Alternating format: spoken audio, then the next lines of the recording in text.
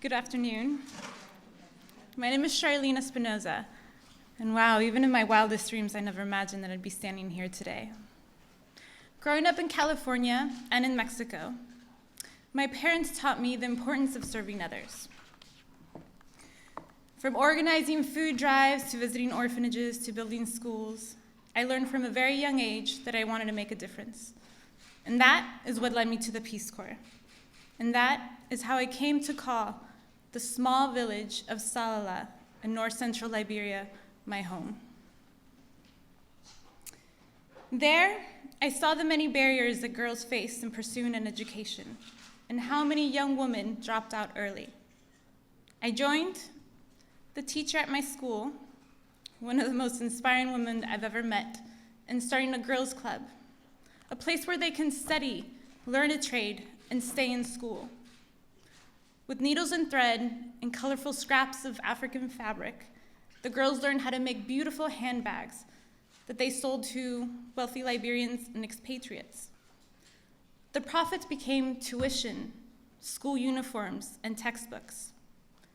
We called the project Bosh Bosh, a Liberian phrase that describes the patchwork design. Today, Bosh Bosh is a Liberian NGO, and Bosh Bosh bags have been purchased by everyone from Liberian mothers to the president of Liberia to the director of the Peace Corps. Most importantly, the girls continue to study very hard. They talk about what they want to be when they grow up. They see themselves as leaders. That's why I'm so excited about the Let Girls Learn initiative. I've seen what happens when you give girls a chance to learn. I've seen how it transforms a classroom and a school, and in time, a village and a nation. I'm so grateful to the President and to the First Lady for their leadership. Maybe, in their girls, they see what the Bosh Bosh girls could become.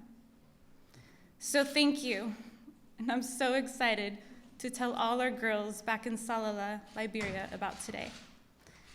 Now, it is my honor to introduce the President and the First Lady of the United States.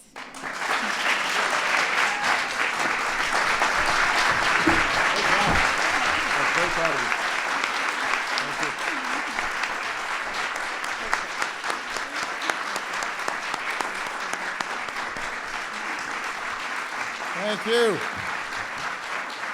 Thank you so much. Everybody have a seat.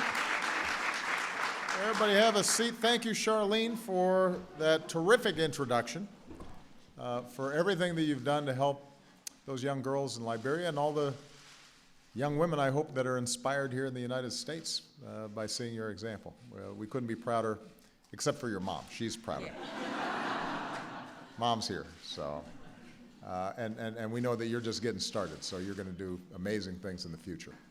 I want to thank the members of Congress who are here today, including Congresswoman Kay Granger, who's a leading advocate for development done right. Where is Kay? She was here just a second ago. She had to run back to vote on Homeland Security, so we really wanted to get her there on time.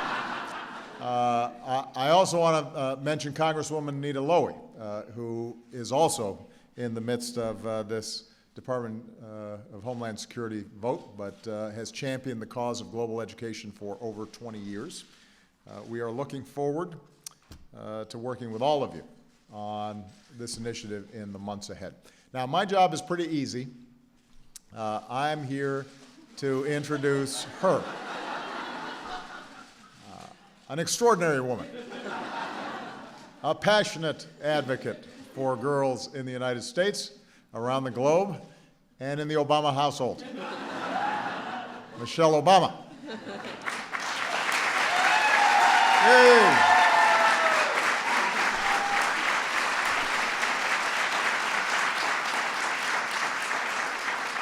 And in just a minute, she's going to announce a piece of this new initiative, which is sure to make Charlene and her fellow Peace Corps volunteers excited to get back to work.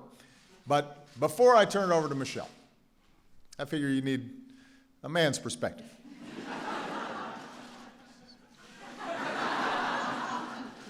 So I want to talk a little bit about why we all need to care about letting girls learn. Now, I wish I could just say, because they've got the same potential as boys. It's pretty straightforward, and we could just stop there. This really should not be complicated. Wherever they live, whoever they are, every girl on this planet has value. Every girl on this planet deserves to be treated with dignity and equality, and that includes the chance to develop her mind and her talents, and to live a life of her own choosing, to chart her own destiny. That may be obvious to us, but we know it's not obvious to everyone. 62 million girls around the world who should be in school are not. That's not by accident. It's the direct result of barriers, large and small, that stand in the way of girls who want to learn. In some cases, their families can't afford the school fees.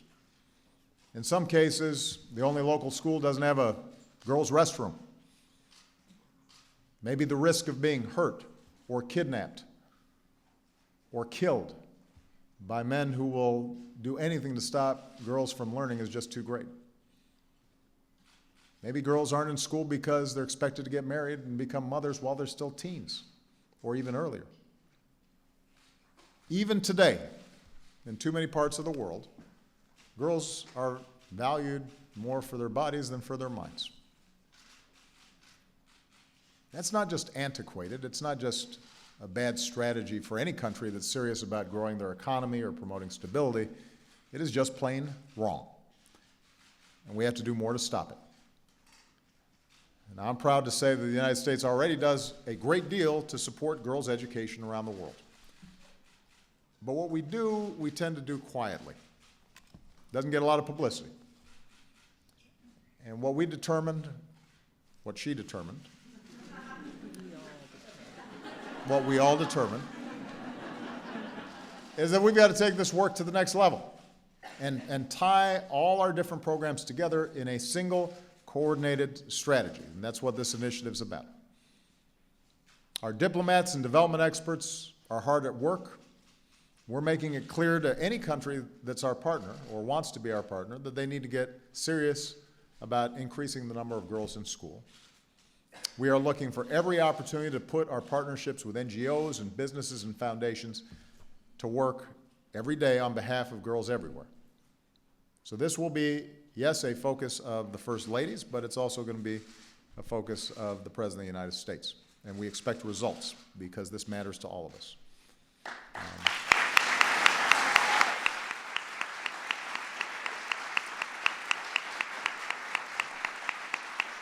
And just to be clear, I come to this issue as a concerned citizen, but also as the leader of the world's largest economy and the commander-in-chief of the world's most powerful military. And I'm convinced that a world in which girls are educated is a safer, more stable, more prosperous place. And the evidence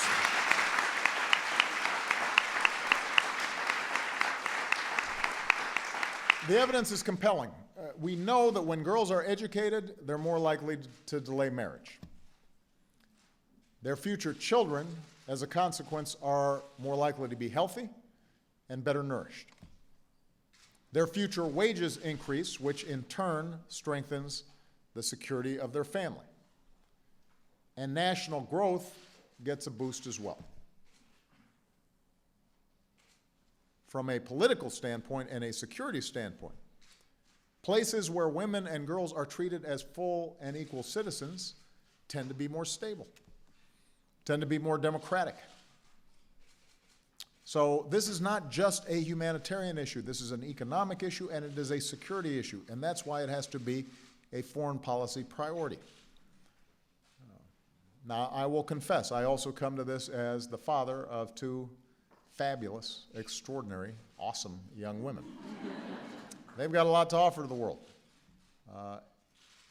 And what we know is that everywhere there are girls just like Millie and Sasha. They're funny, and they're caring, and they're inquisitive, and they're strong, and their heads are buzzing with ideas. And they're constantly changing their minds about what they're going to do when they grow up, because there are just so many things they could be doing and want to do and want to explore. What an extraordinary privilege it is to be the father of those two girls, to watch them learn and grow and become strong and capable women. And I want to make sure that no girl out there is denied her chance to be a strong, capable woman with the resources that she needs to succeed, that no girl is prevented from making her unique contributions to the world. Every child is precious, every girl is precious, every girl deserves an education. And that's the message that we want to deliver here today, and we're going to sustain over the next 2 years and beyond. Let girls learn. Now, to say more about why and how we're going to do this, let me step aside for a very strong and capable woman. First Lady of the United States, Michelle Obama.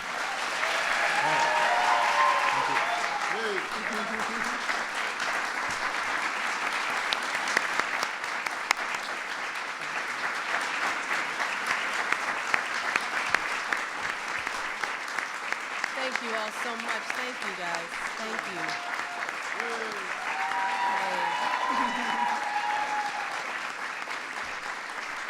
Well, you guys, thank you. We are excited. This is good stuff. And I want to thank Barack Obama for that, for that wonderful introduction.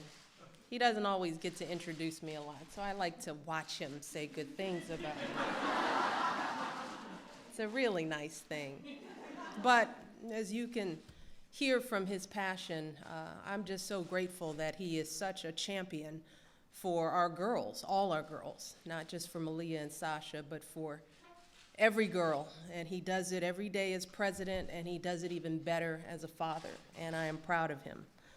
I also want to recognize Ambassador Rice and Representatives Granger and Lowy, who had to leave, Valerie Jarrett, for her tremendous leadership on this issue. I want to also thank Charlene for her great work. Just an inspiring young person doing terrific things, just an example of why this initiative is so important. All the outstanding work she's doing to give girls worldwide the education they deserve. And I want to thank all of you for the work that you all are doing. For years, you all have been working at the grassroots, one family, one community, one girl at a time, and you've been driven all along by a fundamental belief about how change really happens, a belief that Barack and I share, that true change doesn't happen from the top down. It happens from the bottom up. And as I've traveled the world over the past 6 years, I've seen time and again how our young people, particularly our girls, are so often pushed to the very bottom of their societies. And everywhere I go, I meet these girls, and they are so fiercely intelligent and hungry to make something of themselves. These girls are our change makers, our future doctors and teachers and entrepreneurs. There are dreamers and our visionaries who could change the world as we know it. Just take the example of Malala Yousafzai. You know, all it takes is 30 seconds in a room with this young woman to realize what a blessing she is to our world. And Malala would be the first to tell you that she is not unique, that there are millions of girls around the world just like her. These girls know they have the spark of something extraordinary inside of them, but too often that spark is snuffed out by circumstances of their birth or the norms of their communities. And that's where this issue becomes personal for me and for Barack, because I see myself in these girls. I see our daughters in these girls, and like all of you, I just can't walk away from them. Like you, I can't just sit back and accept the barriers that keep them from realizing their promise. So I know that I want to use my time and my platform as First Lady and beyond to make a real impact on this issue. I want to lift up the extraordinary work all of you have been doing long before I came to this issue. And I want to bring new resources and new partners to this effort. And in recent years, I've worked with my staff, and we've consulted with so many of you to ask how I can be most helpful.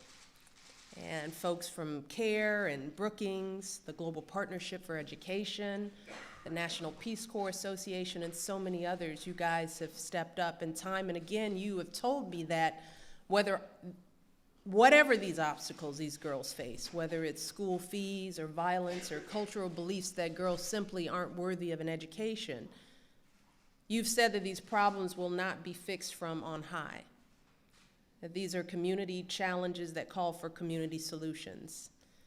And that made a lot of sense to me, and it made a lot of sense to my husband, because that's the kind of work we did long before we came to the White House. Back when Barack was a community organizer and I was running a little nonprofit AmeriCorps program in Chicago. So with the help of many of you in this room and in collaboration with the Peace Corps, I am thrilled to announce that as part of Let Girls Learn, we're going to be launching a new community-focused girls' education initiative across the globe. This effort will draw on the talent and energy of the nearly 7,000 Peace Corps volunteers serving in more than 60 countries.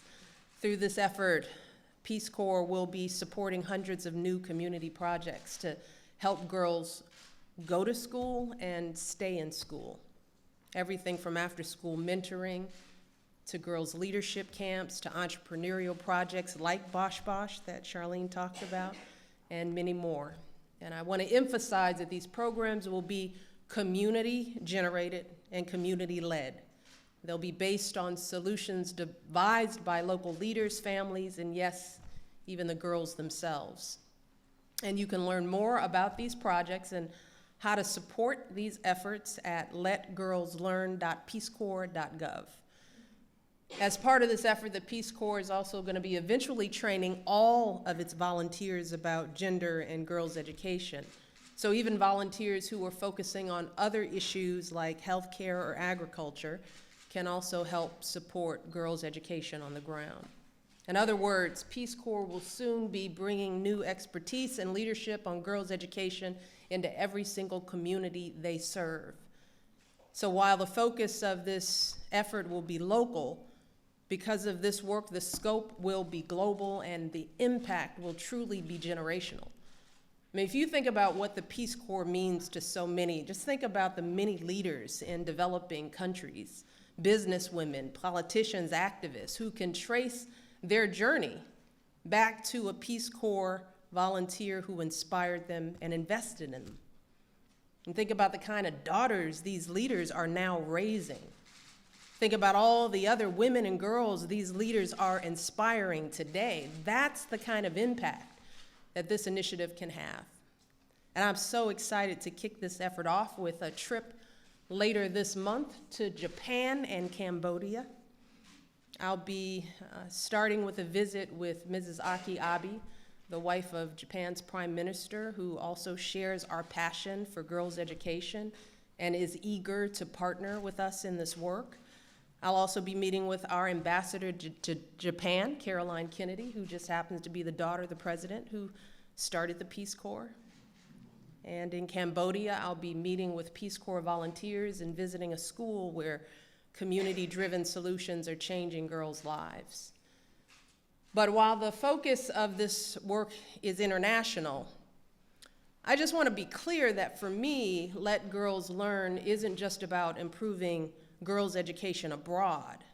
It's also about reminding our young people of the hunger they should be feeling for their own education here at home.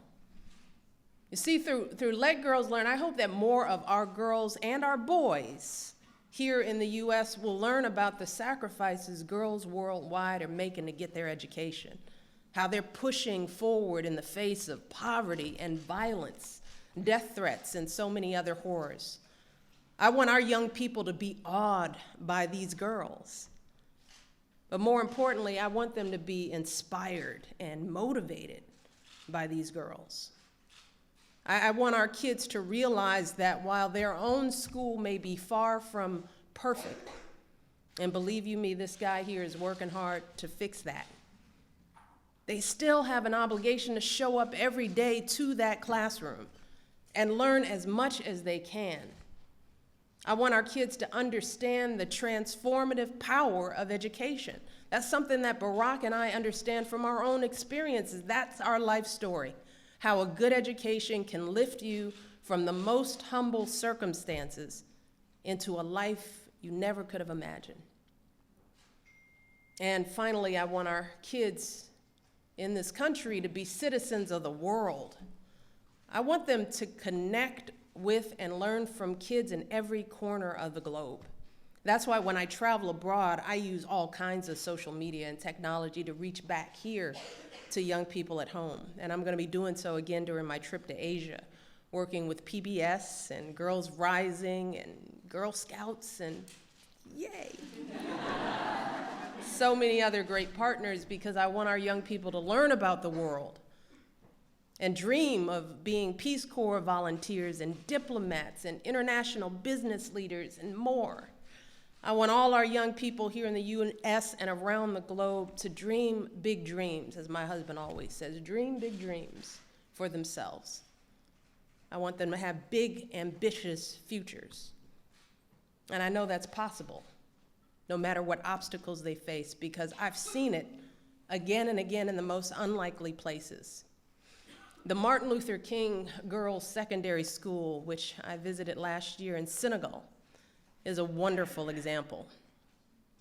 School was concrete floored classrooms, rooms containing little more than desks and a few faded posters. But oh, those girls, man, they were fierce, ambitious, confident. They had serious dreams for their future. One of the girls wrote a poem about those dreams, and she said it was about a world free from pollution and global warming, a world where violence and wars would be replaced by mutual acceptance and tolerance and love. The poem ended with this line. She said, "I have a dream that one day the Martin Luther King Girls' School of Dakar, my school, will be as prestigious as Harvard and Princeton universities." Yeah. So we owe these girls and girls like them across the globe an education worthy of those dreams. So I am so proud to join this movement. I'm honored to learn more from all of you. I am inspired by you, and I'm excited to roll up my sleeves and work hard with you over the next few years and beyond. So let's get to work. Thank you all.